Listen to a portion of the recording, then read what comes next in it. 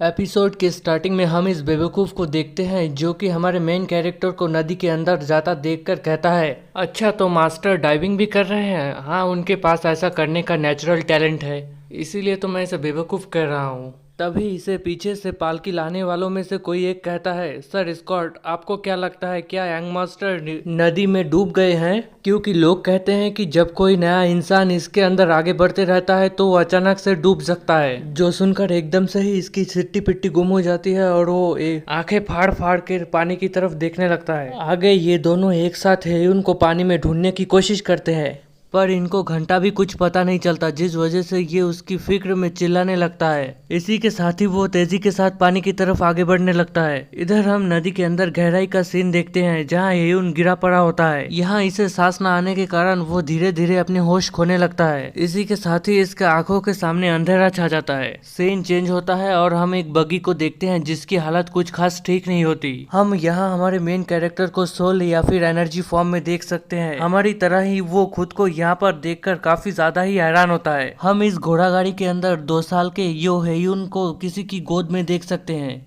ये सीन शायद यो हेयुन की कोई मेमोरी होगी। ये सब कुछ देख के वो परेशान होने लगता है, जिस वजह से उसके सर में दर्द करने लगता है। वो सिचुएशन को समझते हुए कहता है, हाँ मुझे लग रहा है कि ये इस कमीने की सबसे पहली यादें होगी। जो भी कहो, बचपन में ये काफी ज्यादा क्यूट तो था ही। इतने में इस घोड़ा गाड़ी के अंदर बैठी औरत खांसने लगती है, जिस वजह से इसके मुंह से खून निकलने लगता है। इस लेडी की ऐसी हालत को देखकर हेयुन काफी ज्यादा हैरान होता है। हम इधर इस लेडी को देखते हैं जो कि कांप भी रही होती है। सच में इसकी हालत काफी ज्यादा खराब है। वो छोटे हेयुन को देखकर कहती है, कुछ भी हो जाए लेकिन तुम्हें सरवाइव करना ही होगा। इनकी ऐसी बातों को सुनकर हेयुन इधर उधर देखते हुए कहता है, यहाँ इतना सब कुछ हो रहा है तो आखिर वो पुराना पाद आखिर है कहाँ? हाँ, ये पुराना पाद शायद हेयुन के फादर यानी कि अभी जिसकी बॉडी में है उसके फादर को कह रहा है। इधर हम इस लेडी को देखते हैं जो कि अपनी आखिरी सांसें लेते हुए काफी ज्यादा रो रही होती है। इसी के साथ ही वो शायद मर जाती है, जो देखकर हमारा मेन कैरेक्टर हैरान होता है। सीन प्रेजेंट में आता है और हम देखते हैं हेयुन अभी भी पानी के अंदर डूब रहा होता है। इसी के साथ ही कोई इसे बाहर निकालने के लिए आ जाता है। सीन बाहर की तरफ आता है जहां हम स्कॉट को बच्चों की तरह रोते हुए पैर पटकते हुए देख सकते हैं। हाँ, इसका नाम शायद स्कॉट ही है। तभी कोई बेहोश हेयुन को लेकर पानी से बाहर निकलता है, जो देखकर इसके एक्सप्रेशंस कुछ ऐसे होते हैं। मुझे समझ नहीं आ रहा ये एक्सप्रेशंस अपने मेन कैरेक्टर को देखकर दे रहा है या फिर इस लेडी को। इधर ये लेडी हमारे मेन कैरेक्टर जो कि बेहोश हो गया है इसे पानी से निकालकर बाहर पटकती है। तभी स्कॉट इसे देखते हुए कहता है, तुम यहाँ पर अकेली क्या कर रही हो? यंग मिस कहाँ पर है? जो सुनकर ये कहती है, यंग मिस जुंगई ने मुझे सबसे पहले यहाँ आने को कहा था। मैं इस बारे में क्लियर कर दूं कि जुंगई हमारे मेन कैरेक्टर की बड़ी बहन है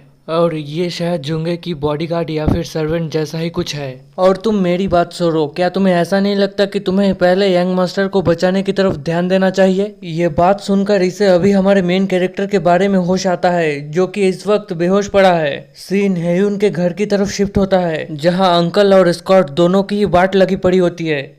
हेयुन का फादर कहता है, मुझे बताओ बेवकूफ़ो, तुम लोग अपने मरने से पहले मुझे क्या एक्सक्यूज देना चाहोगे?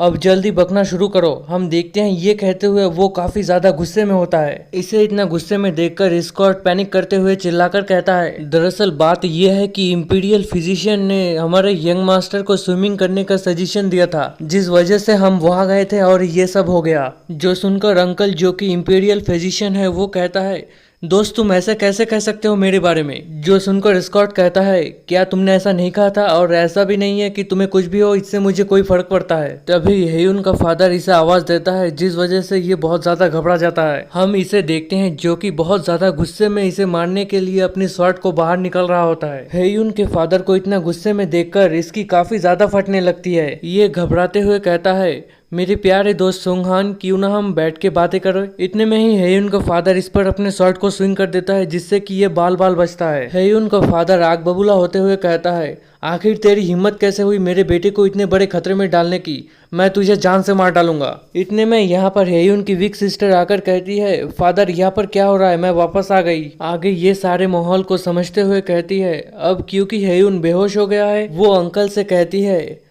आपने क्योंकि पिछले 10 सालों से हेयुन के हेल्थ का ध्यान रखा है, इसलिए आपको भी अपनी सफाई में कुछ कहने का मौका देना चाहिए। चलिए कहिए। तो मौका मिलते ही ये चिल्लाकर कहता है, नामयोंग क्लैन, इन सब के पीछे नामयोंग क्लैन का हाथ है। जो सुनते ही हेयुन के फादर के कान खड़े हो जाते हैं। नामगोंग क्लैन से वेडिंग प्रपोजल को ठुकराने के बाद हेयुन काफी ज्यादा सदमे में था, जिस वजह से उन्होंने मुझसे वजन कम करने के बारे में पूछा था। तो मैंने उन्हें बताया कि आगे क्या करना है। जो सुनकर ये अपने सर पे हाथ मारते हुए कहता है, अच्छा तो ये बात है। वैसे देखा जाए तो मैंने भी अब सिर्फ अपने गुस्से पर ही ध्यान दिया था, मैंने हेयुन के इमोशंस पर ध्यान बिल्कुल नहीं दिया था। तभी हेयुन की सिस्टर, जिसका नाम जोंगे है, हम इसे अब से जोंगे कहेंगे, तो जोंगे कहती है, अगर मेरा भाई तैरना ही चाहता है तो क्या हम उसे ऐसा नहीं करने दे सकते, क्योंकि यहाँ पर नदी के अलावा भी और स्विमिंग करने की जगह है। सीन शिफ्ट होता है और हम हमारे मेन कैरेक्टर हेयुन को देखते हैं। इसे होश आते ही ये सबसे पहले अपने सर पे रखा हुआ कपड़ा फेंक कर मारता है। ये कहता है, नानत है, मुझे इस बात पर भरोसा नहीं हो रहा कि किसी को मुझे सिर्फ एक नदी में बचाने आना होगा। ये तो कोई समंदर भी नहीं था, सिर्फ एक नदी थी। लेकिन वो मेमोरीज, अगर मैं उन मेमोरीज के बिहार पर देखूं तो ये अपने माँ के बिना ही बड़ा हुआ है। अच्छा तो यही वजह है उस बूढ़े पात के ऐसे बिहेवियर की। उसे मुझे वैसे देखकर ऐसा लगा होगा कि उसकी बीबी की तरह मैं भी उसे छोड़ के चला जाऊंगा। उसका कैरेक्टर जैसा है वैसे में उसे अपनी बीबी से बहुत ज्यादा प्यार होना चाहिए। अब मुझे ऐसा लग रहा है कि उसने अपने बेटे को ऐसे बड़ा किया कि कहीं इसे कभी कुछ हो ना जाए और वो इसे खो ना दे। लेकिन ये कमीना, ये मुझे बहुत ज्यादा परेशान कर रहा है। और बात सिर्फ वहीं पर खत्म नहीं होती, क्या इसके पास हड्डियां और मांसपेशियां है भी कि नहीं, मैं तो इसकी वजह से ठीक से हिल भी नहीं पा रहा हूँ। तभी जोंगे इस रूम के अंदर एंटर करते हुए कहती है, चलो हेयुन, अब चलने का टाइम हो गया है। जो सुनकर हेयुन कहता है, तुम कौन हो? तभी अचानक ही इसके सर में दर्द करने लगता है और इसे इसकी मेमोरीज दिखने लगती है। जो देखकर ये हैरानी से कहता है, क्या ये इसकी सिस्टर है? क्या सच में ये इसकी सिस्टर है? लेकिन ये तो बहुत ज्यादा सुंदर है, इनकी शक्ल तो बिल्कुल नहीं मिलती। तभी जोंगे के साथ खड़ी उसकी सर्वेंट आगे बढ़ते हुए कहती है, तुम्हारे लिए यहाँ से अकेले उठना थोड़ा मुश्किल होगा, इसीलिए चलो मैं तुम्हारी यहाँ से बाहर निकलकर जाने में मदद करती हूँ। जो सुनकर हेयुन कहता है, नहीं नहीं, रुको रुको, तुम्हारे लिए ये अकेले करना काफी ज्यादा मुश्किल होगा। यहाँ तक कि होंगचुंग और दूसरे जवान ताकतवर लोग भी ये अकेले नहीं कर पाते हैं। वो इससे आगे और कुछ कह पाता कि तभी ये लड़की उसे पीछे से पकड़ के खड़ा कर देती है। जो देखकर ये हैरान होता है। ये अजीब सी स्माइल करते हुए कहती है, मैं होंगचुंग से काफी ज्यादा बेहतर हूँ। अब चलो चलते हैं यंग मास्टर। सीन चेंज होता है और हम हेयुन को पालकी में देखते हैं, जहाँ हेयुन अपने सारे सर्वेंट्स और साथियों को इतना ज्यादा खुश देखकर मन ही मन सोचता है, आखिर ऐसी क्या बात हो गई जिस वजह से इन सभी का मूड आज इतना अच्छा है। ऐसे ही सब कुछ सोचते सोचते वो अपने डेस्टिनेशन पर पहुंच जाता है, जहाँ पर ये कुछ देखकर काफी ज्यादा हैरान होता है। नेक्स्ट सीन में हम बहुत सारे लोगों को एक साथ मिलकर बड़ी ही मेहनत से एक तालाब बनाते हुए देख सकते हैं। वैसे ये पूरी तरह से तालाब तो नहीं है, लेकिन वैसा ही कुछ है। इतने सारे लोगों को एक साथ मिलकर इतना बड़ा गड्ढा खोदते देखकर हेयुन को कुछ भी समझ नहीं आता। तो वो अपने गार्ड से ही पूछ लेता है कि तुम लोग यहाँ पर क्या कर रहे हो? क्या ये तुम लोग किसी के लिए कब्र खोद रहे हो? इन सभी गार्ड्स के इसकी क्वेश्चन का कुछ भी आंसर करने से पहले यहाँ पर इसकी सिस्टर आ जाती है। वो इसके पास आकर अपने घोड़े को रोकते हुए कहती है, रुको, मैं तुम्हें बताती हूँ, ये सब यहाँ पर मैं करवा रही हूँ। मेरे ख्याल से ये जल्द ही बन के तैयार हो जाएगा, फिर तुम्हें वापस वाटरफॉल के पास नहीं जाना पड़ेगा। तभी हम हेयुन को देखते हैं, जिसको कि इसकी बातों से कुछ भी घंटा समझ नहीं आया होता है। अगले ही सीन में वो सारे के सारे लोग जिन्होंने एक साथ मिलकर इस गड्ढे को बनाया है, वो सभी बाल्टियां भर भर के इस गड्ढे में पानी डालने लगते हैं। जो देखकर हेयुन हैरान होते हुए कहता है, ये सब आखिर यहाँ पर चल क्या रहा है? अब मुझे ये मत बताना कि। हेयुन को इतने में रोकते हुए इसके सिस्टर के साथ वाली लड़की कहती है, हाँ तुम सही सोच रहे हो, ये तुम्हारा खुद का स्विमिंग पूल है। इतने में ही इसे चारों तरफ से लोग घेर लेते हैं और एक एक करके ग्रीट करने लगते हैं। इसका आंसर करते हुए हेयुन बस शुक्रिया कह देता है, लेकिन वो इधर मनी मन सोचता है कि ये सभी लोग इतना ज्यादा खुश क्यों है। जाहिर है कि उस पुराने पात की वजह से इन सबको बहुत कुछ झेलना पड़ रहा है, फिर भी ये लोग हंस रहे हैं। वैसे ये काफी देर से पुराना